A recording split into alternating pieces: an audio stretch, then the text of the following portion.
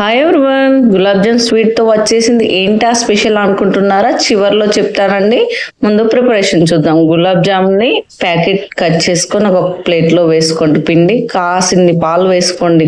Water తో కన్నా పాలతో చేస్తే చాలా టేస్టీగా ఉంటుంది. దాన్ని పిసికి ముద్దలా చేసి నానబెట్టండి. ఒక ప్యాన్ తీసుకొని చక్కెర రుచికి సరిపడా వేసుకొని వాటర్ వేసి కరిగేంత వరకు ఉంచుకోండి. పాకం ఈ లోపు మనం చిన్న చిన్నగా ఉండలు చేసుకుందాం. మళ్ళీ ఇందులో కాస్త నెయ్యి వేసి కలుపుకోండి. కొంచెం నెయ్యి తీసుకొని ఇలా చిన్న చిన్నగా ఉండలు చేసుకోండి.